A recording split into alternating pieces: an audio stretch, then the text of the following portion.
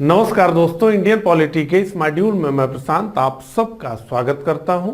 Indian polity के इस lecture में हम डिस्कस करेंगे संविधान की प्रस्तावना को। तो प्रीएम्बल ऑफ द कॉन्स्टिट्यूशन को बड़े डिटेल में इस लेक्चर में हम डिस्कस करेंगे। तो सबसे पहले तो आइए देख लें कि इस लेक्चर में हम क्या क्या पढ़ने वाले हैं। तो सबसे पहले तो हम यही समझेंगे कि प्रस्तावना होती क्या है, तो व्हाट इज प्रीएम्बल। उसके बाद हम ये समझेंगे कि प्रस्तावना के मुख्य तत्व क्या है, तो की एलिमेंट्स क्या है प्रीएम्बल का, उसको समझेंगे। इसके बाद हम समझेंगे कि प्रस्तावना का महत्व क्या है, तो सिग्निफिकेंस क्या है प्रीएम्बल का, उसको समझेंगे। और सबसे अंत में हम बात करेंगे प्रस्तावना से जुड़े हुए कुछ प्रमुख प्रश्नों की। सबसे पहले तो हम यही समझेंगे कि क्या प्रस्तावना संविधान का भाग या उसका अंग या उसका हिस्सा है या नहीं। फिर हम समझेंगे कि क्या संविधान की प्रस्तावना में संशोधन किया जा सकता है या नहीं। और फिर हम समझेंगे कि प्रस्तावना न्याय योग्य है या नहीं, यानी जस्टिएबल है या नहीं। तो ये सारी बातें इस लेक्चर में हम करने वाले हैं। तो चलिए शुरू करते हैं, एक एक करके चीजों को समझते हुए हम आगे बढ़ेंगे। तो देखिए, प्रीएम्बल को ये बताया जाता है कि ये प्रीएम्बलिस शब्द से निकला है। तो एक लैटिन वर्ड है प्रीएम्बलिस, उससे प्रीएम्बल की उत्पत्ति बताई जाती है। और प्रीएम्बलिस का मतलब है to go before. To go before यानी इंट्रोडक्शन, यानी परिचय। तो प्रस्तावना किसी भी संविधान या किसी भी अधिनियम का एक परिचय होता है। तो उसमें ये बातें रहती हैं कि इस संविधान या इस अधिनियम के क्या उद्देश्य हैं, इसके क्या आदर्श हैं, ये सारी बातें उसमें रहती हैं। तो देखिए, प्रायः प्रत्येक संविधान के प्रारंभ में एक प्रस्तावना होती है। प्रस्तावना में उन आदर्शों, उद्देश्यों एवं आकांक्षाओं का उल्लेख किया जाता है जिनकी प्राप्ति के लिए कोई संविधान या अधिनियम पारित किया जाता है। तो सबसे शानदार प्रस्तावना भारत के संविधान की प्रस्तावना को माना जाता है, और इसीलिए भारत के हिसाब से हम जो है इस प्रस्तावना की बात करते हैं। ये तो एक जो है केंद्रीय परिभाषा को हमने देखा, ठीक है। तो भारतीय संविधान की प्रस्तावना में उन आदर्शों, मौलिक उद्देश्यों और लक्ष्यों का उल्लेख किया गया है जिनके आधार पर भविष्य के भारत का निर्माण किया जाना था। तो संविधान की प्रस्तावना पढ़ते ही आपको यह समझ में आएगा कि भारत की प्रकृति क्या होने वाली है, भारत की राज व्यवस्था का स्वरूप क्या होने वाला है, भारत के संविधान का क्या स्वरूप है, वो केवल आप प्रस्तावना को पढ़ करके ही जान सकते हैं, ठीक है। और क्या है, तो मौलिक उद्देश्यों एवं लक्ष्यों। तो संविधान का क्या उद्देश्य है, क्या उसके लक्ष्य हैं, ये सारी चीजें प्रस्तावना में लिखी हुई हैं, जिन्हें हम डिटेल में इस लेक्चर में समझेंगे, ठीक है। तो क्या कहा गया है, कहा यह गया है कि प्रस्तावना जो भारतीय संविधान की है वो उसका सार है। तो केवल अगर आप प्रस्तावना को पढ़ लेते हैं तो संविधान का एक ठीक ठाक परिचय आप प्राप्त कर लेते हैं। इसीलिए संविधान की प्रस्तावना को संविधान की कुंजी भी कहा गया है और उसकी आत्मा भी कहा गया है। किसने संविधान की प्रस्तावना को संविधान का आत्मा कहा, किसने कुंजी नोट्स कहा, ये सब इस लेक्चर के आखिरी में हम डिस्कस करेंगे। इससे प्रश्न काफी पूछे जाते हैं, ठीक है। तो ये सारी बातें हमें समझ में आ गई कि प्रस्तावना क्या होता है, ठीक है। तो देखिए, भारतीय संविधान में प्रस्तावना का विचार लिया गया है अमेरिका के संविधान से, लेकिन जो प्रस्तावना की भाषा है, जो लैंग्वेज है, वो ऑस्ट्रेलियाई संविधान से प्रभावित है। अब ये सब चीजें प्रीलिम्स में सीधे सीधे पूछी जाएंगी, ठीक है। तो भारतीय संविधान में प्रस्तावना का विचार अमेरिकी संविधान से लिया गया है। जैसा कि हम जानते हैं कि दुनिया का सबसे प्राचीन लिखित संविधान अमेरिका का है, ठीक है। तो अमेरिकी संविधान से प्रस्तावना का विचार लिया गया है और ऑस्ट्रेलियाई संविधान की प्रस्तावना से ये प्रभावित है, यानी भाषा के सेंस में। तो प्रस्तावना की भाषा ऑस्ट्रेलियाई संविधान की प्रस्तावना से प्रभावित है। तो ये सीधे सीधे आपसे पूछा जाएगा कि प्रस्तावना का विचार कहां से लिया गया है, तो आप सीधे सीधे बताइएगा कि अमेरिकी संविधान से लिया गया है। लेकिन प्रस्तावना की भाषा तो वो ऑस्ट्रेलियाई संविधान की प्रस्तावना की भाषा से प्रभावित है। अब ये बात हमने कर लिया कि प्रस्तावना क्या होती है, ठीक है। प्रस्तावना का विचार कहां से लिया गया उसको हमने देख लिया। अब हम बात करेंगे कि प्रस्तावना की उत्पत्ति कहां से हुई, उसका उद्भव कहां से हुआ, यानी प्रस्तावना संविधान में आई कहां से। तो देखिए, हमने पहले इसके बारे में बात किया है कि 13 दिसंबर 1946 को जवाहरलाल नेहरू ने एक उद्देश्य प्रस्ताव ऑब्जेक्टिव रेजोल्यूशन प्रस्तुत किया और यही जो है प्रस्ताव पारित हुआ और यही उद्देश्य प्रस्ताव भारतीय संविधान की प्रस्तावना का क्या हुआ, इसका जो है आधार बना। तो 22 जनवरी 1947 को ये जो है उद्देश्य प्रस्ताव को पारित किया गया। इसमें डिटेल में हमने पहले बात हम कर चुके हैं, ठीक है। तो देखिए, हमने बताया आपको कि संविधान की प्रस्तावना संविधान के आदर्शों, उद्देश्यों और आकांक्षाओं को जो है बताती है, ठीक है। तो यहां पर उद्देश्य प्रस्ताव प्रस्तुत किया था नेहरू जी ने, यानी कि संविधान का उद्देश्य क्या होगा, ठीक है। और इसीलिए संविधान की प्रस्तावना को भी हम क्या कहते हैं, उद्देशिका कहते हैं, यानी कि जो संविधान के उद्देश्य को बताती हो, उद्देशिका, ठीक है। तो संविधान की प्रस्तावना को हम उद्देशिका के नाम से भी जानते हैं। और क्योंकि ये उद्देश्य प्रस्ताव से निकला है, उद्देश्य प्रस्ताव भारतीय संविधान की प्रस्तावना का क्या है, आधार है। तो इतनी बातें हमने कर ली, यहां तक कोई कंफ्यूजन नहीं है। अब हम जो है आगे बढ़ेंगे। तो देखिए, जो भारतीय संविधान की प्रस्तावना है वो कुल 4 बातों को हमें बताती है। अगर भारतीय संविधान की प्रस्तावना को आप पढ़ते हैं तो आपको कुल 4 चीजें पता चलती हैं। क्या क्या पता चलता है उसको देखिए। तो पहला तो ये कि संवैधानिक शक्ति का स्रोत क्या है।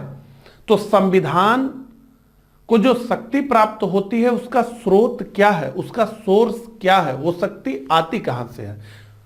इसके बाद राज्य या शासन व्यवस्था का स्वरूप क्या होगा। तो ये जो भारतीय राज्य है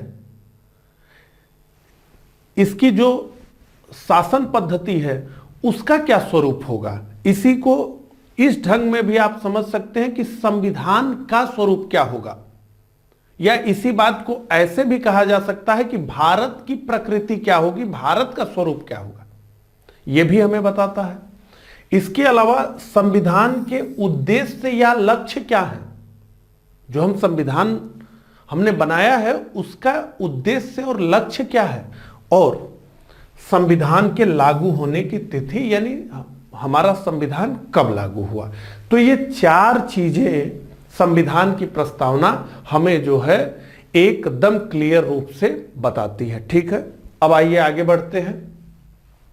तो यहां पे संविधान की प्रस्तावना है, इस पे हम आएंगे, इसको हम विस्तार में पढ़ेंगे भी, लेकिन आइए उससे पहले कुछ चीजों को हम देख लें। तो हमने क्या बात किया कि संविधान की प्रस्तावना सबसे पहले तो यही बताती है कि संवैधानिक शक्ति का स्रोत क्या है, उसका सोर्स क्या है, ठीक है। तो आइए उसको देखें। तो प्रस्तावना का प्रारंभ होता है हम भारत के लोगों से, हम भारत के लोगों से, जिसका अर्थ है संविधान भारत के लोगों से शक्ति अधिग्रहित करता है।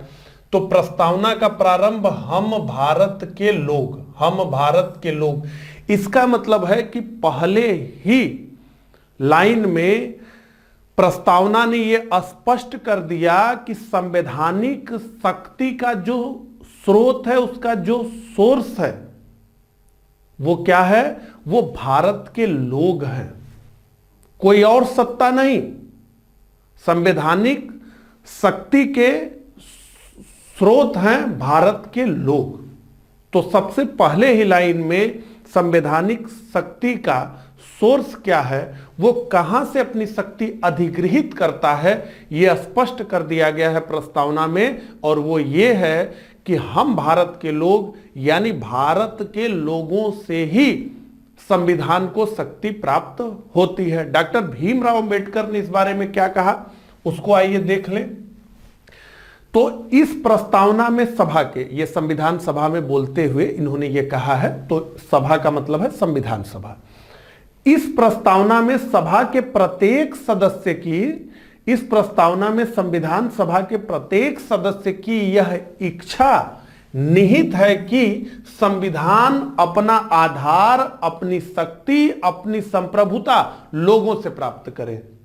संविधान अपना आधार, अपनी शक्ति, अपनी संप्रभुता लोगों से प्राप्त करे। तो हम भारत के लोग, पहली ही लाइन पावर को इस्टेब्लिश कर रही है, सोर्स को इस्टेब्लिश कर रही है, यानी कि संवैधानिक शक्ति का जो स्रोत है वो भारतीय लोगों के पास है। ठीक है। दूसरा, राज्य या शासन व्यवस्था का स्वरूप क्या होगा। तो बहुत जगह आपको यह पढ़ने को मिलेगा कि भारत की प्रकृति कैसी होगी, ये सब सेम बातें हैं। भारत के शासन व्यवस्था की प्रकृति या स्वरूप कैसी होगी, या संविधान का स्वरूप या प्रकृति कैसी होगी। ठीक है। तो इसमें स्पष्ट रूप से यह बताया गया है कि भारत की प्रकृति, संविधान का स्वरूप या भारतीय राज्य व्यवस्था का स्वरूप क्या होगा। तो क्या बताया गया है, बताया गया है कि भारत एक संपूर्ण प्रभुत्व संपन्न देश होगा। अपने सभी आंतरिक और बाह्य निर्णय करने की शक्ति भारत में निहित होगी। ये संपूर्ण प्रभुत्व संपन्न देश है, ये किसी अन्य सत्ता पर आश्रित नहीं है, ये अपने आप में सबसे वरिष्ठ है, सबसे सीनियर है, इसके ऊपर कोई नहीं है। इसके बाद यह बताया गया कि समाजवादी होगा। तो ये समाजवादी और पंथ निरपेक्ष बाद में जोड़े गए हैं, हम इस पे आते हैं। तो एक संपूर्ण प्रभुत्व संपन्न लोकतंत्रात्मक गणराज्य होगा भारत। यह मूल संविधान की प्रस्तावना में बताया गया। दो शब्दों को और जोड़ दिया गया 42वें संविधान संशोधन अधिनियम 1976 के माध्यम से। इसमें समाजवादी और पंथ निरपेक्ष शब्द जोड़ दिया गया। तो मौजूदा स्थिति में हम कहें तो भारतीय संविधान की प्रस्तावना भारतीय शासन व्यवस्था के स्वरूप को भी स्पष्ट करती है। और इसके अनुसार क्या है कि भारत एक संपूर्ण प्रभुत्व संपन्न समाजवादी पंथ निरपेक्ष लोकतंत्रात्मक गणराज्य होगा। तो यह स्वरूप है भारतीय शासन व्यवस्था का, संविधान का स्वरूप है। यह स्पष्ट हो गया। अच्छा, तीसरी बात, संविधान के उद्देश्य या लक्ष्य। तो भारतीय संविधान की प्रस्तावना के अनुसार, हमारे संविधान की प्रस्तावना के अनुसार क्या क्या, न्याय, स्वतंत्रता, समता व बंधुत्व संविधान के उद्देश्य हैं। क्या क्या, न्याय, स्वतंत्रता, समता व बंधुत्व संविधान के उद्देश्य हैं। अब यहां पर आइए, हम एक एक करके पढ़ते हैं और जो है चीजों को समझते हैं। ठीक है। तो सबसे पहले लिखा है हम, भारत के लोग, यानी जो संवैधानिक शक्ति का स्रोत है वो भारत के लोग हैं। स्पष्ट लिखा है हम भारत के लोग। और क्या लिखा है, एतद द्वारा इस संविधान को अंगीकृत, अधिनियमित और आत्मर्पित, यानी खुद को अर्पित करते हैं। ठीक है। हम भारत के लोग भारत को एक, ठीक है। अब आइए यहां पे, हम भारत के लोग भारत को एक संपूर्ण प्रभुत्व संपन्न लोकतंत्रात्मक गणराज्य। तो ये बताया जा रहा है कि संविधान के आदर्श क्या होंगे। तो आप कहीं ये सुने कि आदर्श, तो उसमें कंफ्यूज होने की जरूरत नहीं है। यानी भारत की प्रकृति क्या होगी, संविधान का स्वरूप क्या होगा, या भारतीय राज व्यवस्था का स्वरूप क्या होगा, या संविधान के आदर्श क्या है, ये सब एक ही शब्द है। ठीक है। तो जो मूल संविधान की प्रस्तावना थी उसमें लिखा गया था कि संपूर्ण प्रभुत्व संपन्न होगा भारत, और क्या होगा, तो लोकतांत्रिक तंत्रात्मक गणराज्य होगा, यानी लोकतंत्र होगा और गणराज्य होगा। ये तीन चीजें बताता था। दो चीजें और जोड़ दी गई इसमें 42वें संविधान संशोधन अधिनियम 1976 के माध्यम से, समाजवादी पंथ निरपेक्ष। ठीक है, इसको आइए अब आगे पढ़ें। बनाने के लिए तथा उसके समस्त नागरिकों को सामाजिक, आर्थिक और राजनीतिक न्याय, सामाजिक, आर्थिक और राजनीतिक न्याय। तो आपसे सीधे सीधे यह पूछा जाएगा कि संविधान की प्रस्तावना में कितने न्याय की बात की गई है, तो आप बताइएगा कि सामाजिक, आर्थिक और राजनीतिक न्याय की बात की गई है। तो कुल 3 न्याय की बात की गई है, सामाजिक, आर्थिक और राजनीतिक न्याय की बात की गई। ये सब हम विस्तार से पढ़ेंगे। ठीक है, इसके बाद विचार, अभिव्यक्ति, विश्वास, धर्म और उपासना की स्वतंत्रता। अब आपसे यह प्रश्न पूछा जाएगा कि संविधान की प्रस्तावना में कुल कितनी स्वतंत्रताओं का उल्लेख है, तो आप बताएंगे कि सामाजिक, आर्थिक, विचार, अभिव्यक्ति, विश्वास, धर्म और उपासना की स्वतंत्रता बताई गई है। तो विचार 1, अभिव्यक्ति 2, विश्वास 3, धर्म 4 और उपासना 5। तो 5 प्रकार की स्वतंत्रताओं का उल्लेख है। तो 3 प्रकार के न्याय और 5 प्रकार की स्वतंत्रताओं का उल्लेख है। ठीक है, आगे बढ़ते हैं। प्रतिष्ठा और अवसर की समता प्राप्त कराने के लिए तथा उन सब में व्यक्ति की गरिमा और राष्ट्र की एकता और अखंडता सुनिश्चित करने वाली बंधुता। तो भातृत्व की बात कितनी बार की गई है संविधान में, तो 1 बार की गई है। अब यहां से समझ लीजिए, संविधान के आदर्शों की तो बात हमने कर ली, लेकिन संविधान का उद्देश्य क्या है, उसके लक्ष्य क्या है, और उसी को हम इस तरीके से भी कह सकते हैं कि संविधान की प्रस्तावना की आकांक्षाएं क्या हैं। तो वो ये है कि पहला तो न्याय, दूसरा स्वतंत्रता, तीसरा समता और चौथा बंधुता। ठीक है, बढ़ाने के लिए दृढ़ संकल्प होकर अपनी संविधान सभा में आज तारीख 26 नवंबर 1949। अब यहां पर एक चीज और, हमने क्या बताया था कि संविधान की प्रस्तावना 4 बातों को स्पष्ट करती है, तो 3 तो हम डिस्कस कर चुके हैं। चौथा हमने क्या बताया कि संविधान कब लागू होगा। ठीक है, तो क्या बताया जा रहा है कि इस संविधान सभा में आज तारीख 26 नवंबर 1949 ईस्वी मिति मार्गशीर्ष शुक्ला सप्तमी संवत 2006 विक्रमी। ठीक है, तो इसको भी स्पष्ट रूप से आप याद कर लीजिए कि संवत 2006 विक्रमी, ये विक्रम संवत की बात लिखी गई है। ठीक है, तो आपसे पूछ लेगा ऐसे भी प्रीलिम्स में कि संवत 2006 विक्रमी, संवत 2007 विक्रमी, संवत 2010 विक्रमी, तो ये भी आपको जो है याद होना चाहिए। और एतद द्वारा इस संविधान को अंगीकृत, तो इस संविधान को कौन अंगीकृत कर रहा है, तो भैया भारत के लोग कर रहे हैं। भारत के लोग इस संविधान को अंगीकृत, अधिनियमित और आत्मार्पित करते हैं। ठीक है, तो अंगीकृत, अधिनियमित और आत्मार्पित करते हैं। तो 26 नवंबर 1949 को संविधान के 15 और कई जगह यह कहा जाता है कि 16 जो अनुच्छेद थे वो लागू हो गए। शेष अनुच्छेदों को 26 जनवरी 1950 को लागू किया गया, इसीलिए हम गणतंत्र दिवस उस दिन मनाते हैं। तो आप कमेंट करके ये भी बताएंगे कि संविधान जब बन गया था 26 नवंबर 1949 को और उसके 15 आर्टिकल्स लागू भी हो गए थे, तो पूरे संविधान को क्यों 26 जनवरी 1950 को लागू किया गया, ये कमेंट करके बताएंगे। ये प्रश्न है आपसे मेरा। ठीक है, तो ये सारी बातें हमने कर ली। तो आइए यहां देख लें, द पीपल ऑफ इंडिया। तो पहली बात क्या है, सोवेरेन, डेमोक्रेटिक, रिपब्लिक।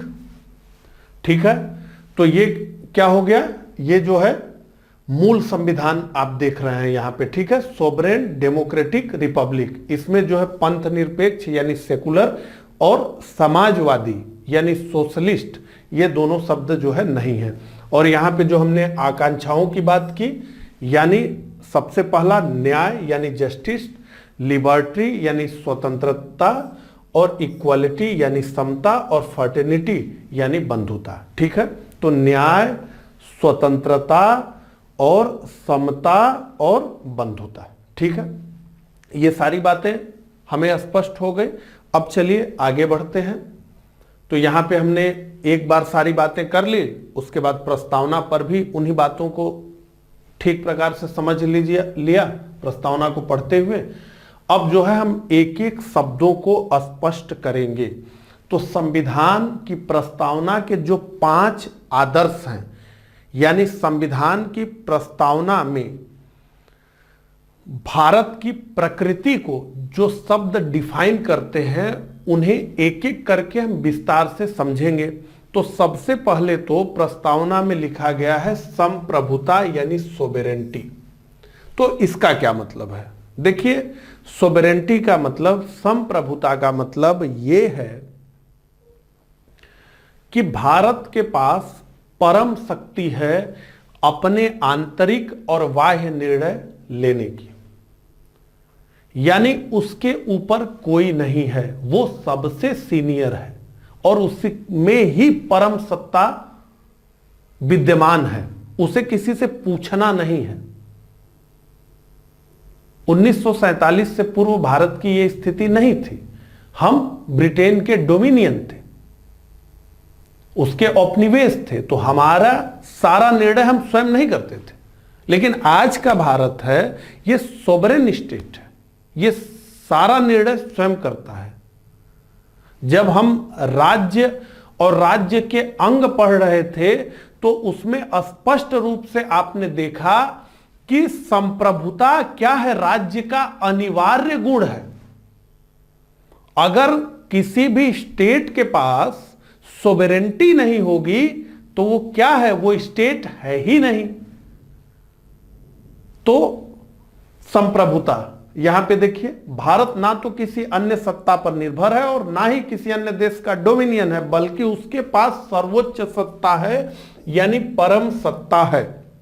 यहीं पर एक विषय और भी समझ लीजिए, ये प्रश्न जो है इससे जुड़े हुए पूछे जाते हैं। देखिए, भारत स्वतंत्र हो गया, लेकिन स्वतंत्र भारत ने यह निर्णय लिया कि हम राष्ट्रमंडल की सदस्यता को जो है स्वीकार करेंगे। अब राष्ट्रमंडल क्या है? राष्ट्रमंडल, जिसे कॉमनवेल्थ ऑफ नेशंस कहा जाता है, शार्ट में केवल कॉमनवेल्थ कहा जाता है। राष्ट्रमंडल हिंदी में या राष्ट्रकुल, ये दोनों शब्द उसके लिए प्रयोग होता है। अंग्रेजी में कॉमनवेल्थ ऑफ नेशन, शार्ट में कॉमनवेल्थ। कॉमनवेल्थ उन देशों का समूह है जो प्राचीन समय में ब्रिटेन के औपनिवेश रहे हैं, उसकी कॉलोनी रहे हैं, ठीक है, उन पे ब्रिटेन का शासन रहा है। तो जब भारत स्वतंत्र हो गया, तब भी यह निर्णय लिया गया कि नहीं, हम राष्ट्रमंडल के सदस्य रहेंगे। जैसा कि आप जानते हैं, राष्ट्रमंडल खेल भी होते हैं, कॉमनवेल्थ गेम्स भी होते हैं, ठीक है। तो भारत ने यह निर्णय लिया कि नहीं, हम राष्ट्रमंडल की सदस्यता को स्वीकार करेंगे। अब जो राष्ट्रमंडल है, उसकी जो प्रमुख हैं वो ब्रिटिश महारानी हैं, यानी ब्रिटिश क्राउन। जब महारानी हो तो महारानी, जब राजा हो तो राजा। तो ब्रिटिश क्राउन उस राष्ट्रमंडल की मुखिया होती है। तो यह प्रश्न उठा सरकार के विपक्ष में कि भारत जब स्वतंत्र हो गया है, तो वो किसी ऐसे संगठन का क्यों सदस्य होगा जिसकी मुखिया ब्रिटिश महारानी है, और वो संगठन ही उन देशों का है जो कि ब्रिटेन के औपनिवेश रहे हैं। तो हम जितने भी अंतर्राष्ट्रीय संगठन देखते हैं, उनमें और राष्ट्रमंडल में अंतर है। वहां पर स्पष्ट रूप से ब्रिटिश महारानी की सर्वोच्चता को जो है दर्शाया जाता है। वहां पे ब्रिटिश महारानी बैठी हैं और सारे जो है राष्ट्राध्यक्ष, जो राष्ट्रमंडल के सदस्य हैं, वो खड़े रहते हैं। इस टाइप का अभी भी है औपनिवेशिक प्रक्रिया। तो भारत ने राष्ट्रमंडल की सदस्यता ले ली। अब यहां से यह प्रश्न होता है, ये सारी बातें जानने के बाद, कि क्या भारत के राष्ट्रमंडल की सदस्यता से भारत की संप्रभुता पर प्रभाव पड़ता है?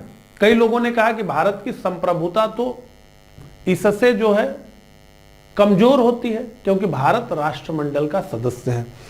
तो पंडित जवाहरलाल नेहरू ने स्पष्ट रूप से यह कहा कि राष्ट्रमंडल की सदस्यता भारत ने स्वयं की इच्छा से स्वीकार की है और भारत जब चाहेगा तब स्वयं की इच्छा से इससे बाहर हो जाएगा।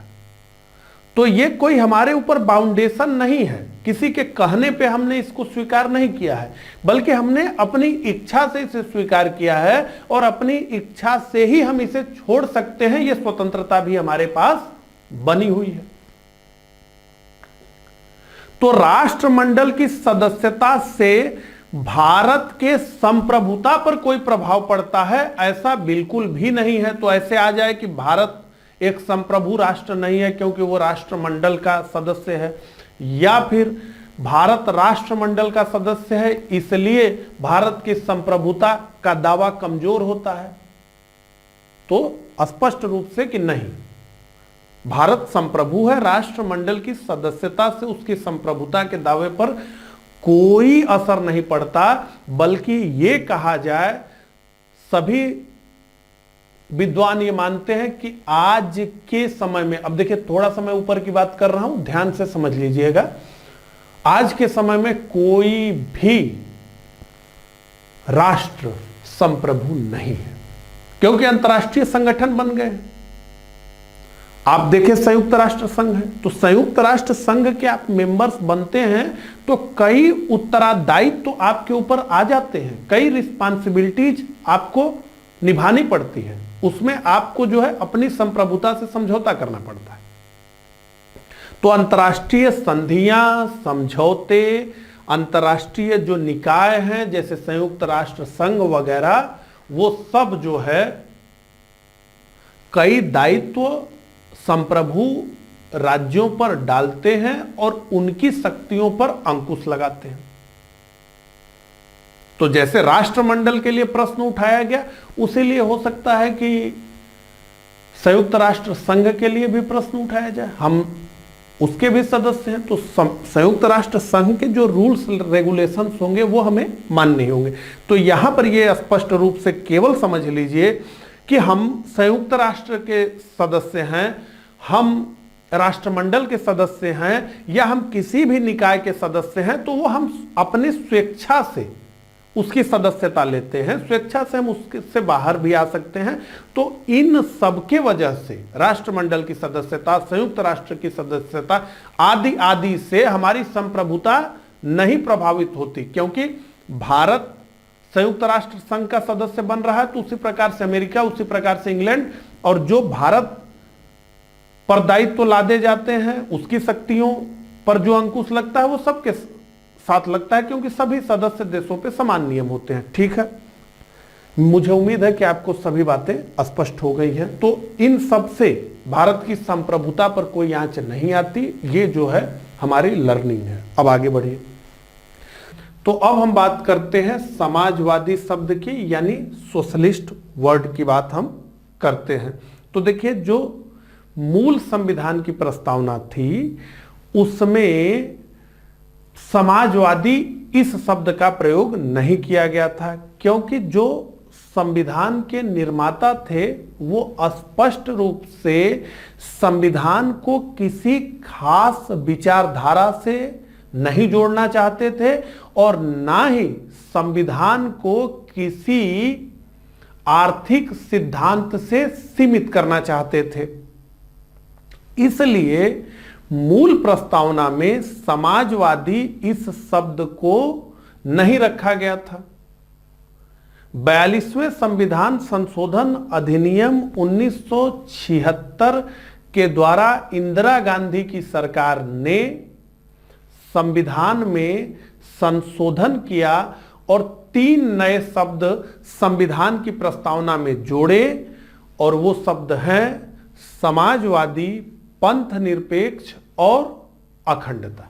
तो 3 शब्द 42वें संविधान संशोधन अधिनियम द्वारा संविधान की प्रस्तावना में जोड़े गए हैं और संविधान की प्रस्तावना में अभी तक केवल एक बार संशोधन किया गया है और वो संशोधन है 42वां संशोधन। ठीक है, इतनी बात स्पष्ट हो गई। तो समाजवादी शब्द को 42वें संविधान संशोधन अधिनियम 1976 के द्वारा संविधान में जोड़ा गया और इसे कितना महत्वपूर्ण स्थान दिया गया उसे आप देख सकते हैं कि संपूर्ण प्रभुत्व संपन्न के ठीक बाद ही समाजवादी शब्द आता है।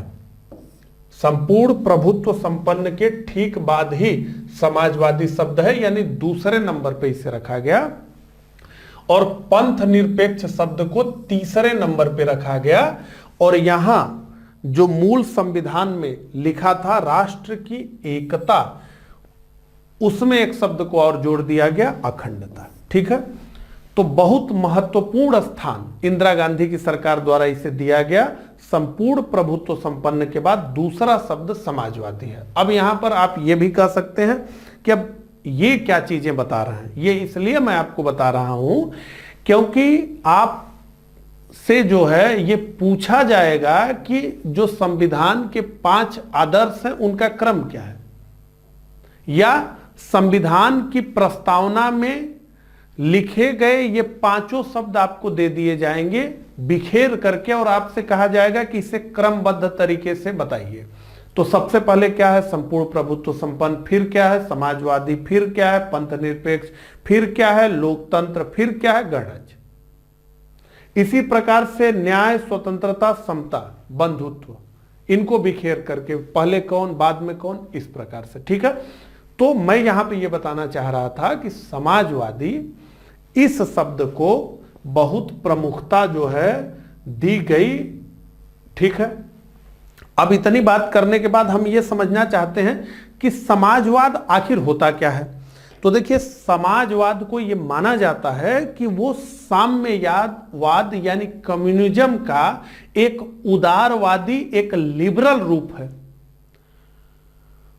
तो अलग अलग देशों में चाहे साम्यवाद की हम बात करें चाहे समाजवाद की बात करें, उसके अलग अलग रूप देखे जाते हैं।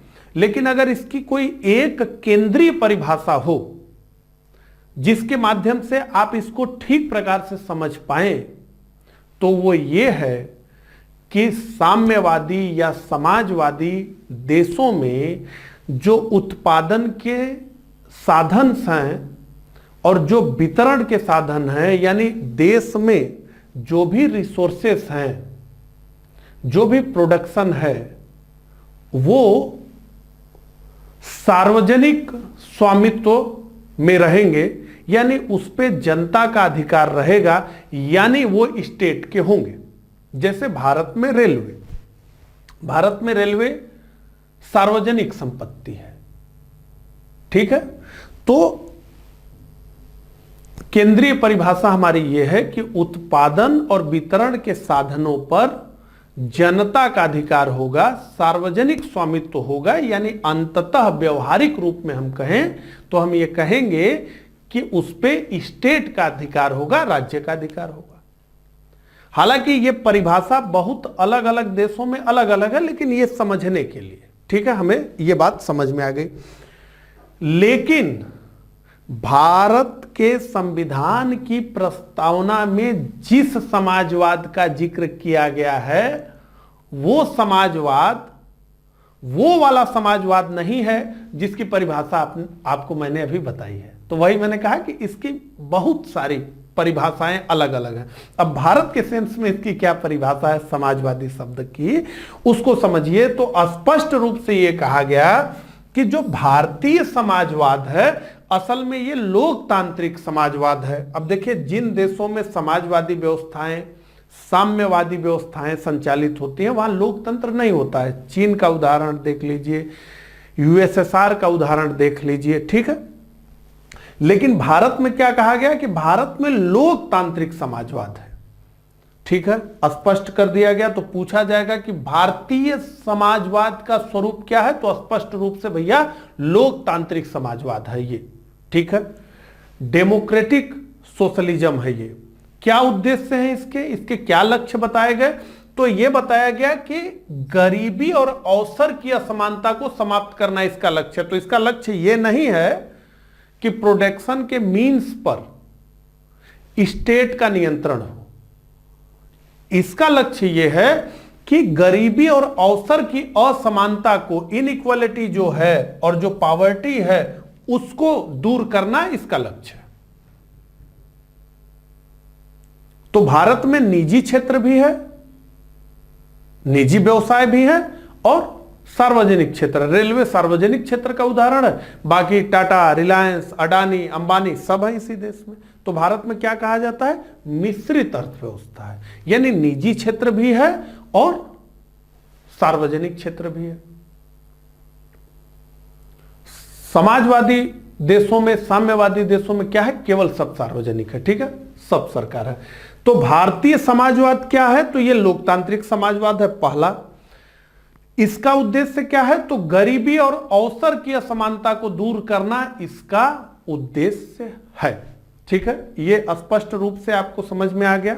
अब आगे आते हैं हम धर्मनिरपेक्षता शब्द पर, सेकुलर शब्द पे एक बार फिर से दोहरा दूं ताकि आपके दिमाग में हो जाए। मूल संविधान की प्रस्तावना में धर्मनिरपेक्षता शब्द नहीं था, इसे 42वें संविधान संशोधन अधिनियम 1976 द्वारा संविधान की प्रस्तावना में जोड़ा गया। अब यहां पे कुछ महत्वपूर्ण बातों को हम समझ लें, फिर हम इसको समझते हैं कि यह क्या होता है। देखिए, सेकुलर इंग्लिश में शब्द है जिसका कि हिंदी में अब अनुवाद पंथ निरपेक्षता किया जाता है, धर्म निरपेक्षता नहीं किया जाता है। और वो क्यों नहीं किया जाता है, वही जो है मैं आपको अभी बताता हूं। देखिए, धर्म को जो हम समझते हैं, धर्म की अगर परिभाषा को देखें हम, या प्रयोग के दृष्टिकोण से व्यवहार में हम धर्म किस चीज को समझते हैं उसको हम समझ लें। ठीक है, तो देखिए, एक तो हम बात करते हैं स्वभाव को लेकर के, तो हम क्या कहते हैं, मिर्च का धर्म ही है तीखा लगना। मिर्च का धर्म ही है तीखा लगना, या शेर का धर्म ही है शिकार करना। तो किसी चीज के स्वभाव को अगर हम बता रहे हैं तो हम धर्म को वहां ले आते हैं। इसका मतलब है कि स्वभाव के लिए भी धर्म शब्द का प्रयोग हम करते हैं। दूसरा, और जहां से यह बात निकलती है वो ये कि हम कहते हैं कि विद्यार्थी का धर्म है पढ़ाई करना, यानी यहां हम क्या बता रहे हैं, यहां कर्तव्य बता रहे हैं। अर्जुन तुम्हारा धर्म ही है युद्ध करना, यहां हम क्या बता रहे हैं, कर्तव्य बता रहे हैं। तो स्वभाव के सेंस में भी हम धर्म का प्रयोग करते हैं और कर्तव्य के सेंस में भी हम धर्म का प्रयोग करते हैं। लेकिन यहां जिस धर्म की हम बात कर रहे हैं, यह स्वभाव के सेंस में और कर्तव्य के सेंस में नहीं है। यहां जिस धर्म की हम बात कर रहे हैं वो ये है कि ऐसी मान्यता कि ये जो लोक है, ये जो लोक है, ये जो विश्व है जिसे हम अपनी आंखों से देख सकते हैं, जिसमें हम रहते हैं, जिसे हम महसूस करते हैं, इसके अलावा भी, यानी ये जो दुनिया है इसके अलावा भी एक परा विश्व मौजूद है, एक परा अस्तित्व है, एक इह लोक है। इस लोक के अलावा, इस विश्व के अलावा एक इह लोक भी है, तो भगवान है, सारी चीजें। तो यहां पर कई लोग ये कहते हैं कि संविधान में धर्मनिरपेक्ष शब्द लिखा गया है, धर्मनिरपेक्ष कुछ होता ही नहीं है, क्योंकि कोई व्यक्ति धर्मनिरपेक्ष हो ही नहीं सकता। और इसी डिबेट के बाद अब हमेशा आपको हिंदी में पंथ निरपेक्ष शब्द मिलेगा। तो जो लोग ये बात कहते हैं कि धर्मनिरपेक्ष कुछ होता ही नहीं, असल में वो ये बताते हैं, कर्तव्य से जोड़कर बताते हैं कि धर्मनिरपेक्ष तो कोई हो ही नहीं सकता, धर्म ही हमें जो है हमारे जो कर्तव्य हैं वो बताता है, धर्म ही स्वभाव को स्पष्ट करता है। तो उस धर्म की बात नहीं हो रही है, कर्तव्य और स्वभाव के सेंस में यहां धर्म की बात नहीं हो रही है। भारत में धर्मनिरपेक्षता एक पूरा टॉपिक है यूपीएससी में, उसमें हम जाएंगे तो और डिटेल में इसमें जाएंगे, लेकिन हमारे ये कहने का केवल मतलब है कि स्वभाव के सेंस में और कर्तव्य के सेंस में यहां धर्म की बात नहीं की जा रही है कि मिर्ची का धर्म ही है तीखा लगना, या स्टूडेंट का धर्म ही है पढ़ना, या स्टूडेंट का धर्म है पढ़ना। उस सेंस में हम नहीं कह रहे हैं, हम इस सेंस में कह रहे हैं कि ये धरती है जिसे हम देखते हैं, जिसमें हम रहते हैं, जिसे हम महसूस करते हैं, इसके अलावा भी एक परासत्ता विराजमान है, एक इस लोक के अलावा भी एक इह लोक है। तो स्वर्ग है, नरक है, देवता है, इस सेंस में हम धर्म की बात कर रहे हैं, ठीक है। तो इसी सेंस में यहां धर्मनिरपेक्ष लिखा गया है, ठीक है। तो इस सेंस में जब हम धर्म की बात करते हैं तो हिंदू धर्म, मुस्लिम धर्म, जैन, सिख, ये सब धर्मों की हम बात करते हैं, ठीक है। तो ये पूरा समझ में आ गया। तो अब यहां धर्मनिरपेक्षता से तात्पर्य क्या है, ठीक है। तो यहां जो है धर्मनिरपेक्षता से तात्पर्य है धर्म और राजनीति के अलगाव से। तो धर्म एक तरफ है और राजनीति दूसरे तरफ है, दोनों में जुड़ाव नहीं है, ठीक है। तो धर्मनिरपेक्षता से तात्पर्य धर्म और राजनीति के अलगाव से है, अर्थात इसका मतलब क्या है, राज्य का अपना कोई धर्म नहीं होगा और ना ही धर्म के आधार पर किसी नागरिक से भेदभाव किया जाएगा।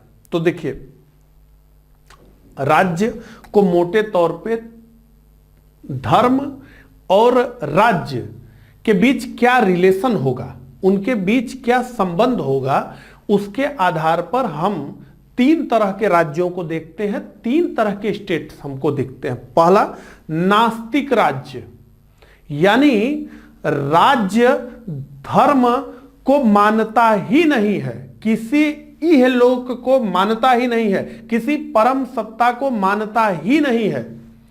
तो जितने मार्क्सवाद के सिद्धांत पर आधारित देश जैसे यूएसएसआर, ठीक है, साम्यवादी देश, तो साम्यवाद के जनक कार्ल मार्क्स ने क्या कहा था, कार्ल मार्क्स ने स्पष्ट रूप से कहा था कि धर्म तो अफीम है, धर्म क्या है, अफीम है।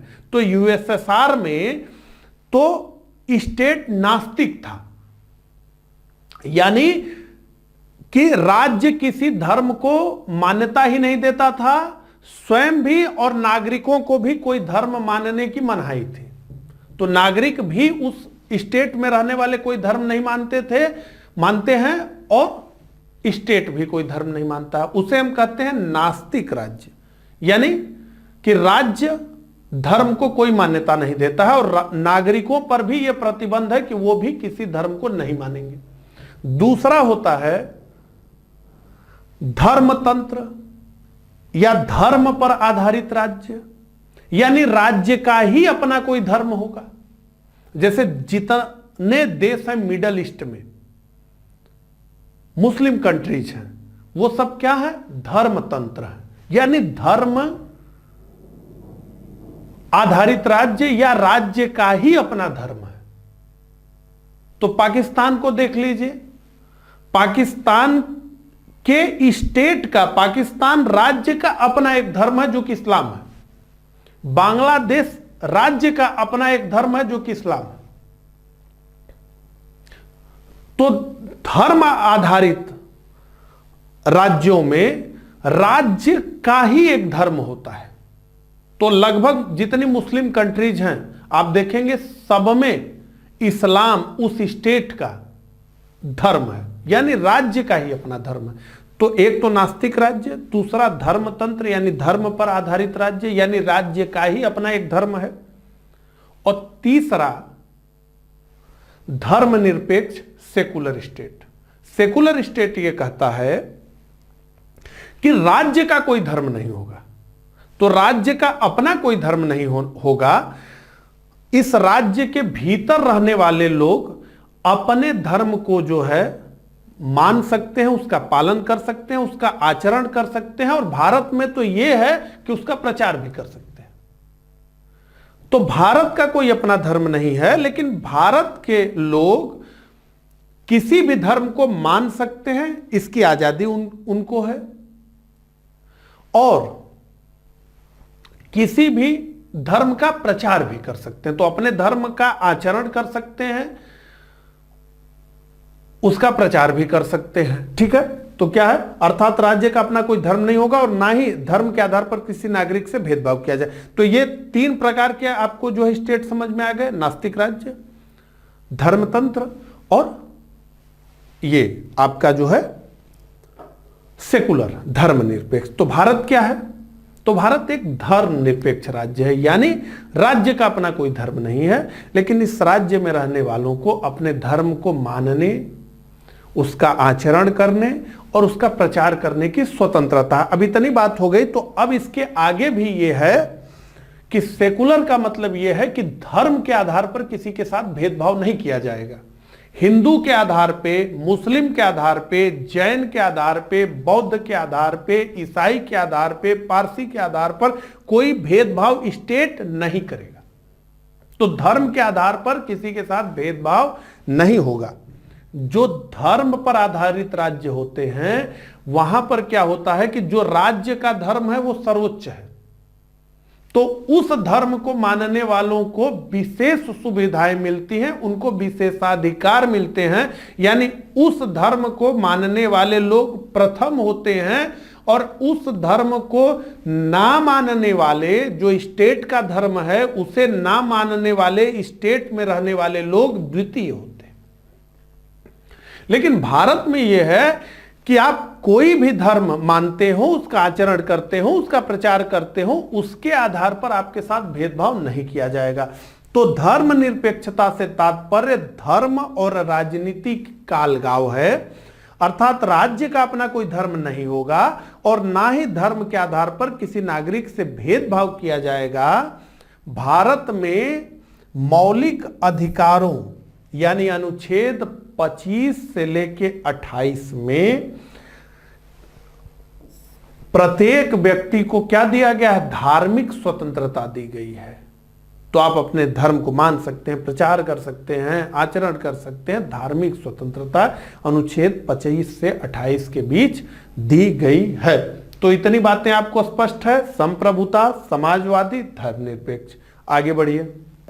तो लोकतांत्रिक यानी डेमोक्रेटिक, तो देखिए लोकतंत्र यानी डेमोक्रेसी 2 यूनानी शब्दों से मिलकर के बना हुआ है। पहला तो है डेमोस, जिसका मतलब होता है जनता या लोग, और दूसरा शब्द है क्रेटस, जिसका मतलब होता है सरकार या शासन।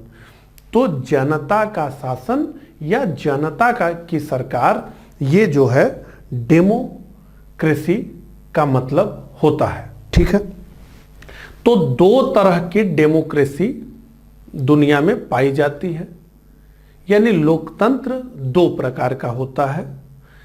पहला तो प्रत्यक्ष लोकतंत्र यानी डायरेक्ट डेमोक्रेसी, और दूसरा अप्रत्यक्ष लोकतंत्र यानी इनडायरेक्ट डेमोक्रेसी।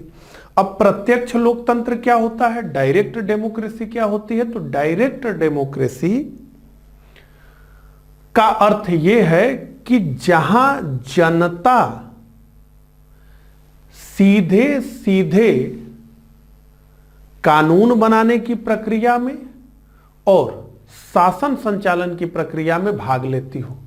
तो प्रत्यक्ष जनता जो है शासन संचालन और कानून निर्माण करने की प्रक्रिया में भाग लेती हो। तो देखिए डायरेक्ट जो डेमोक्रेसी है वो छोटे देशों में ही संभव हो पाती है, जैसे स्विट्जरलैंड में इसकी बात की जाती है। तो स्विट्जरलैंड में क्या है कि कोई कानून बनाना है, लोग इकट्ठा हो गए, सबसे जो है वोटिंग करवा ली गई, यानी जनमत संग्रह हो गया, उस कानून को बनाना है या उसको जो है नहीं बनाना है, इसका निर्णय कर लिया गया। तो ये डायरेक्ट डेमोक्रेसी है, यानी इसमें बीच के लोग नहीं होते हैं।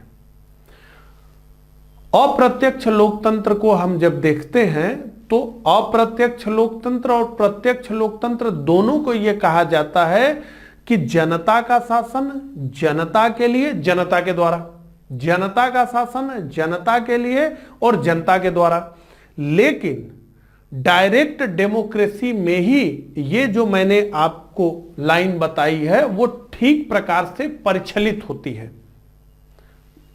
कि जनता का के लिए, जनता द्वारा जनता का शासन।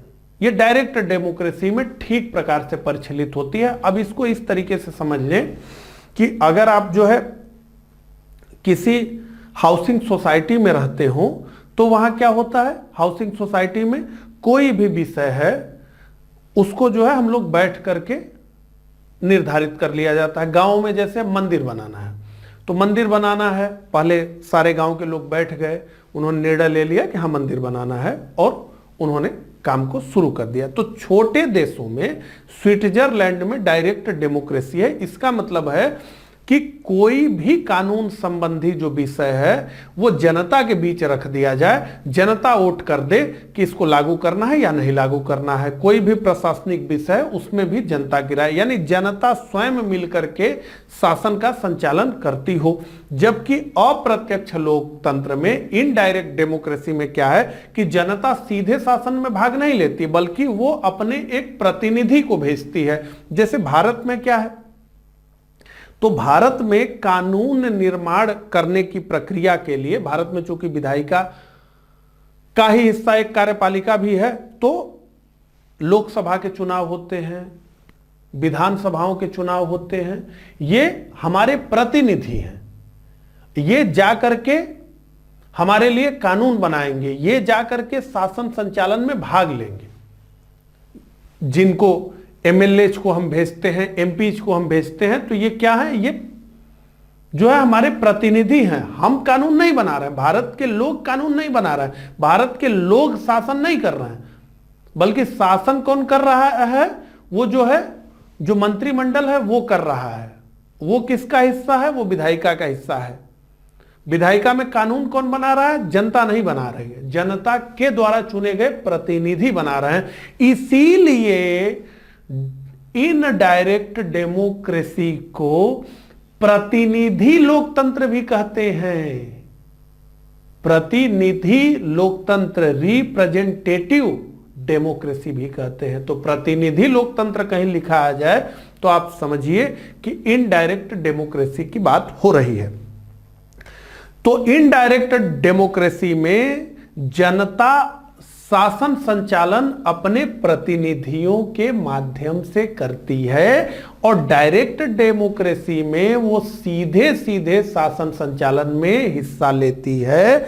छोटे छोटे निर्णय भी रेफरेंडम से, प्लेबिसाइट से निर्धारित किए जाते हैं। हालांकि जो बहुत बड़ा विषय होता है इनडायरेक्ट डेमोक्रेसी में भी, वो जनमत संग्रह के लिए जनता में रखा जाता है कि बहुत बड़ा विषय है, तो उस पर प्रतिनिधि डायरेक्ट नहीं कोई निर्णय लेते बल्कि जनता के सामने रखते हैं। जैसे ब्रिटेन में इनडायरेक्ट डेमोक्रेसी है, लेकिन हमने देखा कि ब्रेग्जिट में हुआ वहां पे, यानी यूरोपीय यूनियन से निकलना है या नहीं निकलना है, उसके साथ बने रहना है, इसका निर्णय वहां की पार्लियामेंट ने नहीं लिया बल्कि वहां की जनता ने लिया। जनता से पूछा गया कि भैया वोटिंग करो, ब्रेग्जिट, यूरोपीय यूनियन से बाहर निकलना है या नहीं निकलना। तो मैं ये बता रहा हूं कि डायरेक्ट डेमोक्रेसी के देश में भी अगर बहुत बड़ा निर्णय करना होगा तो वो जनमत संग्रह से ही किया जाता है। तो अब यहां पर समझिए कि प्रत्यक्ष लोकतंत्र में जनता के पास 4 प्रमुख अधिकार होते हैं। तो परिप्रेक्षा यानी रेफरेंडम और प्लेबिसाइट, तो ये दोनों शब्द एक दूसरे से जुड़े हुए हैं। आइए थोड़ा इसकी बात करें हम। जो है प्रत्यावर्तन या प्रत्याशी को वापस बुलाना, तो आपने देखा होगा अन्ना हजारे का जब आंदोलन चल रहा था 4-5 साल पहले, काफी इस पे बात हुई। रिकॉल, वापस बुलाना, ये अधिकार होना चाहिए। इसका मतलब यह है कि हम जिस प्रत्याशी को, अभी भारत में जो मौजूदा व्यवस्था है उसमें हम जिसको भी एमएलए और एमपी के रूप में चुनते हैं वो कितना ही नकारा क्यों न हो जाए, वो हमने उसे चुन दिया और उसके बाद वो कभी हमारे पास ना आए, कोई काम न करे, तब भी 5 साल के लिए उसकी कुर्सी पर कोई खतरा नहीं है। 5 साल की उसकी नौकरी तो पक्की है, जनता अगर चाहेगी तो भी उसको हटा नहीं सकती है। तो ये डायरेक्ट डेमोक्रेसी में होता है कि प्रत्याशी को वापस बुलाना कि भैया हमने आपको 5 साल के लिए बोला था, लेकिन 1 साल में हमने देख लिया आपका चाल चलन ठीक नहीं है, आप तो हमारे हितों के संवर्धन के लिए भेजे गए थे, आप तो अपने हितों का संवर्धन करने लगे, आप तो हमारे चुनाव क्षेत्र के विकास के वादे पर चुन करके गए थे कि हमारे क्षेत्र का आप विकास करेंगे, आप तो अपना विकास करने लगे।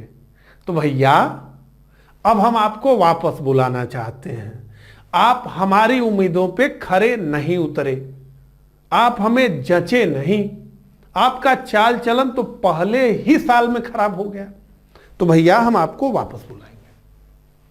तो ये बात है रिकॉल। हमें आप ठीक नहीं लग रहे हैं, जनता ने चुना, अब जनता को लग रहा है कि ये ठीक नहीं है, इनको वापस बुला लिया जाए।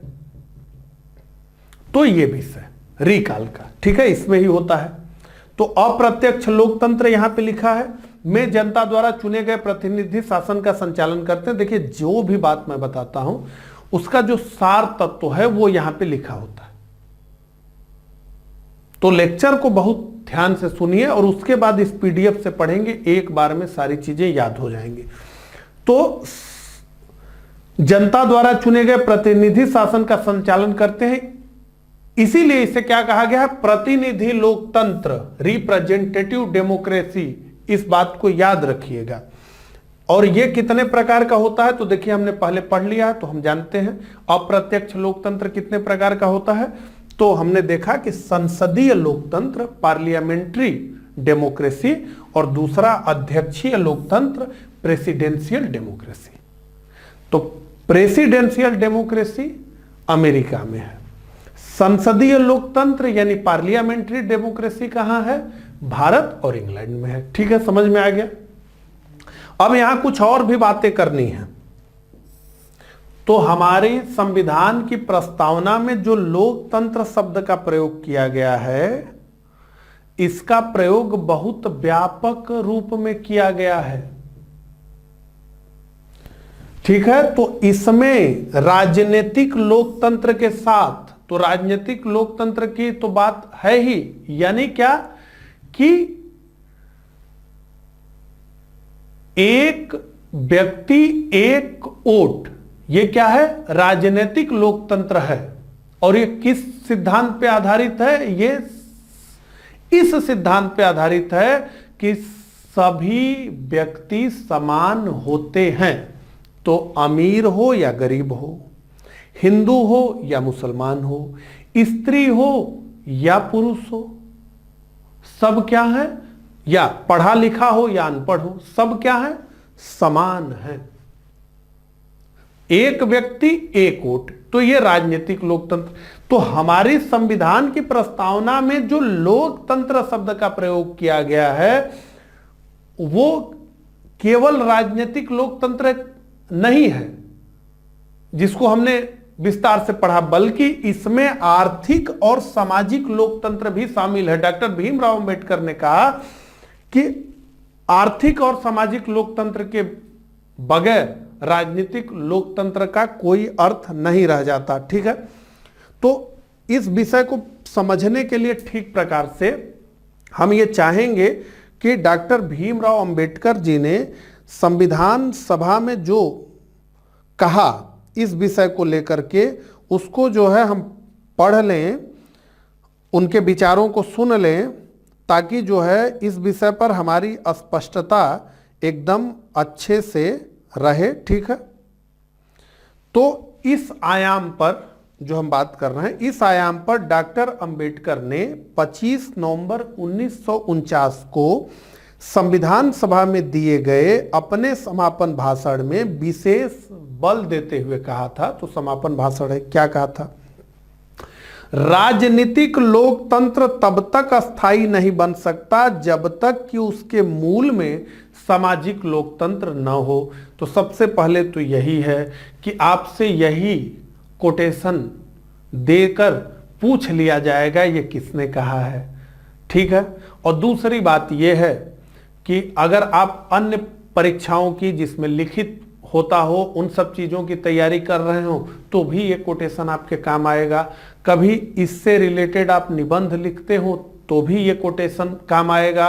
और सबसे फंडामेंटल बात यह है कि राजनीतिक लोकतंत्र क्या है, सामाजिक लोकतंत्र क्या है, आर्थिक लोकतंत्र क्या है, इसको हमें ठीक प्रकार से समझने के लिए हम उन्हीं संविधान निर्माताओं के ही विचार को सुन लें कि जिन्होंने इस संविधान का निर्माण किया है, जिन्होंने इस प्रस्तावना का निर्माण किया है, ठीक है। इसलिए तो राजनीतिक लोकतंत्र तब तक अस्थायी नहीं बन सकता जब तक कि उसके मूल में सामाजिक लोकतंत्र नहीं हो, पहला।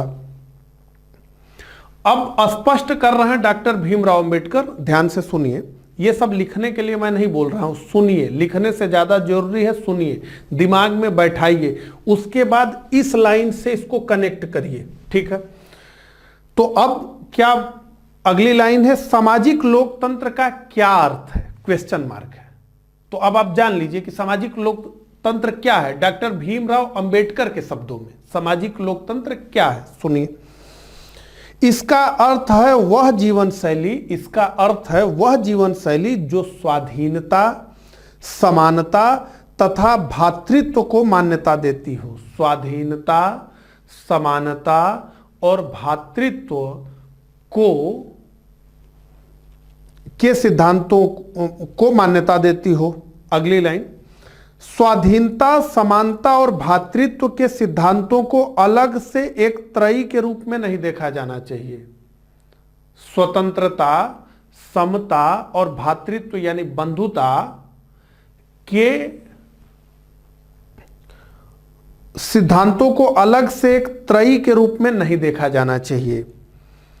ये आपस में मिलकर एक त्रयी की रचना इस अर्थ में करते हैं, ये आपस में मिलकर एक त्रयी की रचना इस अर्थ में करते हैं कि यदि इनमें से एक भी अलग कर दिया जाए तो लोकतंत्र का उद्देश्य ही पराजित हो जाएगा। यानी ये तीनों शब्द एक दूसरे से जुड़कर एक ऐसी त्रयी बनाते हैं कि इसमें से कोई एक हट जाए तो लोकतंत्र का जो उद्देश्य है वही पराजित हो जाएगा। ये आपस में मिलकर एक त्रयी की रचना इस अर्थ में करते हैं कि यदि इनमें से एक को भी अलग कर दिया जाए तो लोकतंत्र का उद्देश्य ही पराजित हो जाता है। अब आगे देखिए, स्वाधीनता को समानता से अलग नहीं किया जा सकता। स्वाधीनता को समानता से अलग नहीं किया जा सकता। स्वाधीनता को समानता से अलग नहीं किया जा सकता और समानता को स्वाधीनता से अलग नहीं किया जा सकता। उसी प्रकार स्वाधीनता और समानता को भ्रातृत्व या बंधुत्व से अलग नहीं किया जा सकता। अब ये क्या परिणाम होगा इनके अलग अलग रहने का, ये बता रहे हैं, सुनिए। समानता के अभाव में स्वाधीनता से कुछ का, समानता के अभाव में स्वाधीनता से, तो समाज में समानता नहीं है। गरीब अमीर का भेद है, जाति का भेद है, ये सब अगर भेद है, गोरे काले का भेद है, ये सब अगर भेद है, समानता के अभाव में स्वाधीनता से कुछ का आधिपत्य अनेक पर स्थापित होने की स्थिति बनेगी। यानी समानता अगर समाज में नहीं है और स्वाधीनता है तो एक अधिपति बन जाएगा और सारे लोग उसके एजेंट बन जाएंगे, ये बात कर रहे हैं। समानता के अभाव में स्वाधीनता से कुछ का आधिपत्य अनेक पर स्थापित होने की स्थिति बनेगी और समानता बिना स्वाधीनता के, समानता बिना स्वाधीनता के, तो समानता तो है, सब लोग समाज में बराबर तो हैं, लेकिन स्वाधीन नहीं है, स्वतंत्र नहीं है, तब क्या होगा? समानता बिना स्वाधीनता के व्यक्तिक पहल अथवा उद्यम को समाप्त कर देगी। ठीक है, यह बात डॉक्टर भीमराव अंबेडकर जी ने स्पष्ट रूप से कही। तो यहां पर क्या है कि सामाजिक तथा आर्थिक लोकतंत्र के बिना भारत जैसे विकासशील देश में राजनीतिक लोकतंत्र का कोई अर्थ नहीं है। तो राजनीतिक लोकतंत्र तो है भारत में, एक व्यक्ति एक वोट का अधिकार तो है, सबको चुनाव लड़ने का अधिकार तो है, लेकिन अभी भी हमें रिजर्वेशंस देने पड़ते हैं एससी एसटीज के लिए, क्योंकि सामाजिक जो संरचना है उसमें हम जानते हैं कि सारी राजनीतिक लोकतांत्रिक अधिकार लेने के बाद भी वो चुन करके नहीं आ पाएंगे। ठीक है, ये बात, तो ये पूरी बात हो गई। अच्छा, अब हम गणराज्य की बात करते हैं। तो देखिए, लोकतंत्र का क्या मतलब है? लोकतंत्र का मतलब है कि जनता के लिए जनता का शासन। तो लोकतंत्र का सीधा सा मतलब यह है कि लोगों का शासन। तो लोगों का शासन यानी लोकतंत्र यानी डेमोक्रेसी। तो जब लोकतंत्र लिख दिया गया तो गणराज्य इस शब्द को लिखे जाने की बहुत अधिक आवश्यकता नहीं थी, लेकिन भारतीय संविधान में लोकतंत्र को भी लिखा गया और गणतंत्र को भी लिखा गया कि भारत का स्वरूप क्या होगा, तो वो लोकतांत्रिक गणराज्य होगा। जबकि अगर हम ये देखें तो लोकतंत्र के ही परिभाषा में गणतंत्र की परिभाषा आ जाती है, लेकिन फिर भी कुछ असमानताएं इसमें हैं, उसी को जो है हम समझ लें। तो देखिए, दुनिया में दो तरह के जो है लोकतंत्र हमको दिखते हैं। एक जिसमें कि अभी भी राजशाही चली आ रही है लेकिन देश में लोकतंत्र है, जैसे ब्रिटेन में लोकतंत्र है, जनता अपने प्रतिनिधियों को चुनती है, जनता के प्रतिनिधि कानून निर्माण करते हैं, शासन संचालन करते हैं, वो सरकार वही है जो जनता के प्रतिनिधि है। लेकिन एक राजा या रानी भी बैठा हुआ है इनके ऊपर, जो कि क्राउन है, जो कि ताज है। तो ब्रिटेन में क्या है? राजतंत्र भी है, यानी राजा अभी भी है, और किसी भी विधेयक को अधिनियम बनने के लिए, किसी भी बिल को एक्ट बनने के लिए राजा के अंतिम हस्ताक्षर की तो जरूरत ही है, क्राउन के अंतिम हस्ताक्षर की जरूरत है, वो राजा हो या रानी हो। तो ब्रिटेन का जो मुखिया है, ब्रिटेन का जो राष्ट्र प्रमुख है, ब्रिटेन स्टेट का जो मुखिया है, वो असल में एक राजा है, और वो क्या है? वंशानुगत है। आज कोई और रानी है, कल कोई और राजा होगा, शर्त यही है कि वो इंग्लैंड के एक ही परिवार से आएगा और कहीं से नहीं आएगा, केवल एक ही परिवार है, प्री डिफाइंड है फैमिली, वो उसी फैमिली में जो पैदा होगा वो राज्य का क्या होगा? प्रमुख होगा। तो गणतंत्र का अर्थ यह होता है एक लाइन में कि राज्य का जो प्रमुख होगा, जो स्टेट का प्रमुख होगा, वो जो है ना तो किसी शाही परिवार से होगा या राजा या रानी नहीं होगा, और ना ही वो वंशानुगत होगा, किसी वंश परंपरा से आता हो वो नहीं होगा, और ना ही वो नामित होगा, किसी के द्वारा नामित कर दिया जाए, बल्कि वो क्या होगा? प्रत्यक्ष या अप्रत्यक्ष रूप से जनता से चुन करके आएगा। तो अमेरिका का जो राष्ट्रपति है वो प्रत्यक्ष रूप से जनता से चुन करके आता है, हालांकि उसमें भी अप्रत्यक्ष का एंगल है कुछ, लेकिन वो अप्रत्यक्ष प्रत्यक्ष के समान ही है, तो हम सीधे प्रत्यक्ष कहते हैं। अमेरिका का राष्ट्रपति प्रत्यक्ष रूप से जनता से चुन करके आता है, तो अमेरिका का राष्ट्रपति प्रत्यक्ष रूप से जनता से चुन के आता है, यानी जो राष्ट्र का मुखिया है, जो स्टेट का मुखिया है, जो स्टेट का प्रमुख है, उसे कौन चुनती है? जनता चुनती है। और शासन संचालन कौन करता है? तो जनता के प्रतिनिधि अमेरिका में करते हैं। तो हम ये कहेंगे कि अमेरिका में लोकतंत्र भी है और अमेरिका में गणतंत्र भी है, क्योंकि अमेरिका के जो प्रमुख व्यक्ति हैं, यानी जो स्टेट के प्रमुख हैं, वो जनता से चुन करके आते हैं।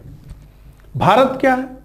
तो भारत में लोकतंत्र है और भारत के राष्ट्रपति जनता से चुन करके आते हैं, हालांकि अप्रत्यक्ष तरीके से आते हैं, लेकिन जनता से ही चुन कर आते हैं।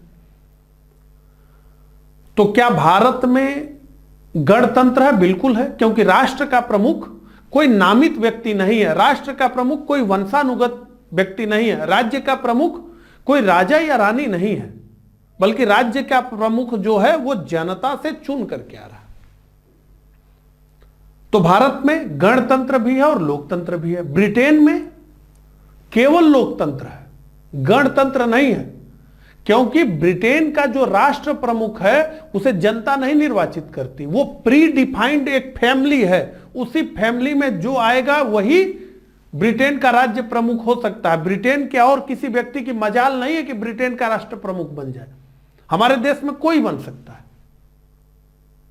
हमारे देश में कोई राष्ट्रपति बन सकता है, अमेरिका में कोई बन सकता है, लेकिन ब्रिटेन में एक प्री डिफाइंड फैमिली है। तो इनको हम क्या कहते हैं कि यहां संवैधानिक राजशाही है, यानी शासन संचालन तो संविधान के तहत किया जाता है, लेकिन स्टेट का जो मुखिया है वो राजा ही है, हालांकि उसके पास कोई शक्ति नहीं। तो शक्ति तो भारत के राष्ट्रपति के पास भी नहीं। तो लोकतंत्र भी है भारत और गणतंत्र भी है। जापान का उदाहरण ले तो जापान में भी संवैधानिक राजशाही है, अभी भी राजा बैठता है, वही है हेड, लेकिन जापान में लोकतंत्र है।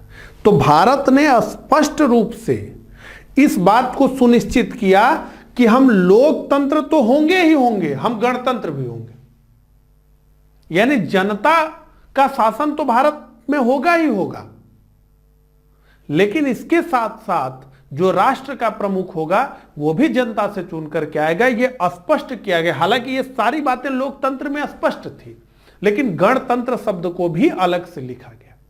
तो अब आइए यहां, तो विश्व में प्रचलित दो प्रकार की लोकतांत्रिक व्यवस्थाओं में, यानी वंशानुगत यानी ब्रिटेन यानी जापान, और लोकतंत्रीय गणतंत्र यानी भारत और अमेरिका में से भारतीय संविधान के अंतर्गत लोकतंत्रीय गणतंत्र को अपनाया गया। हालांकि अगर हम लोकतंत्र अपना रहे हैं तो निश्चित रूप से अब राजा रानी का कोई कॉन्सेप्ट तो यहां नहीं आता। ब्रिटेन में क्या है कि वो चला ही आ रहा था तो वो बना ही रह गया, जापान में चला ही आ रहा था तो बना ही रह गया। हालांकि जापान के लोग अपने राजा का बहुत सम्मान करते हैं। सेकेंड वर्ल्ड वॉर में जितने भी देश हारे थे उनके राष्ट्र प्रमुखों की हालत, मुसोलिनी को आपने देखा कि जनता ने ईंटों से कुचल दिया, पत्थर से। हिटलर अपने बंकर में ही खुद को गोली मार के मर गया। इसी तरीके से बहुत सारे युद्ध अपराधी घोषित किए गए, बड़े बड़े ऑफिसर्स जो हारे हुए देश के थे उनके। लेकिन जापान के राजा को, जापान पे 2 बम गिरा करके उसे उसके घुटने पे बैठा दिया अमेरिका ने, लेकिन जापान के राजा को कुछ नहीं हुआ। जापानी अपने राजा से बहुत प्यार करते हैं। तो ये थी कि अब जो भी अमेरिका तुम्हारा मन है वो करो, हम तो हार गए। रो रहे थे जापानी, जब समझौता हो रहा था तो रो रहे थे, विश्वास नहीं हो रहा था कि हम हार गए। बहुत ज्यादा देशभक्त लोग। तो जो भी करना है करो, लेकिन राजा को छू भी नहीं सकते। तो जापान के राजा के साथ कुछ भी सेकेंड वर्ल्ड वॉर के बाद नहीं हुआ, जबकि अन्य लोगों की बड़ी दुर्गति हुई। ठीक है, तो ये पक्ष निकल गया वहां से। ठीक है, तो लोकतंत्रीय तो वहां पे भी राजशाही थी, जापान में भी, ब्रिटेन में भी राजशाही थी। तो यहां पर इस तरीके से हो गई। भारत में तो ब्रिटिश राज 200 सालों से चला आ रहा था, तो इस तरह का कोई मामला यहां नहीं था। तो हमारे यहां लोकतंत्र भी है, गणतंत्र भी है। तो अब इन दोनों शब्दों में आप कंफ्यूज नहीं होंगे। लोकतंत्र यानी जनता का शासन, गणतंत्र यानी राष्ट्र का जो प्रमुख होगा वो न तो राजा होगा न रानी होगा, यानी किसी शाही परिवार से नहीं होगा, वंशानुगत नहीं होगा, नामित नहीं होगा, बल्कि वो प्रत्यक्ष या अप्रत्यक्ष रूप से जनता से चुन करके आएगा। जिन देशों में राष्ट्र का जो प्रमुख है, यानी भारत में राष्ट्रपति और सरकार का प्रमुख यानी प्रधानमंत्री, भारत जैसे देशों में, संसदीय लोकतंत्र वाले देशों में, और जहां अध्यक्षात्मक लोकतंत्र है यानी प्रेसिडेंशियल फॉर्म ऑफ गवर्नमेंट है, वहां पर तो एक ही व्यक्ति राष्ट्र का भी प्रमुख होता है और सरकार का भी प्रमुख होता है, जैसे अमेरिका का राष्ट्रपति। तो यहां पे आपको स्पष्ट रूप से यह देखना है कि जो राष्ट्र का प्रमुख है वो चुनाव से आता है या नहीं आता है। तो भारत में राष्ट्र का प्रमुख चुनाव से आता है, ब्रिटेन में राष्ट्र का प्रमुख चुनाव में आता है, अमेरिका में चुनाव से आता है, भारत में चुनाव से आता है, ब्रिटेन में चुनाव से नहीं आता है, वो खास परिवार से आता है, वो वंशानुगत है। जापान में वो किसी खास परिवार से आता है, वो वंशानुगत है। ठीक है, ये समझ में आ गया। तो यहां पे लिखा गया है राज्य का प्रमुख न तो राजा होगा, न ही वंशानुगत होगा, न ही नामित होगा, बल्कि प्रत्यक्ष या अप्रत्यक्ष रूप से जनता से चुना जाएगा। सारी शक्तियां जनता के पास होंगी, किसी को कोई विशेषाधिकार नहीं मिलेगा, आदि आदि। ये हमने गणराज्य की बात कर ली। तो प्रस्तावना के 5 आदर्श जो ये बताते हैं कि भारत की प्रकृति क्या होगी, भारत का स्वरूप क्या होगा, संविधान की प्रकृति या स्वरूप क्या होगा, भारतीय राज व्यवस्था की प्रकृति या स्वरूप क्या होगा। तो क्या है, तो पहला तो यह है कि भैया ये जो है संप्रभु होगा भारत, दूसरा कि ये समाजवादी देश होगा, तीसरा ये देश धर्मनिरपेक्ष होगा, चौथा ये लोकतंत्र होगा, और पांचवा ये लोकतंत्र के साथ साथ गणतंत्र भी होगा। तो ये प्रस्तावना के 5 आदर्श की बात हमने जो है की। अब हम आगे बढ़ते हैं।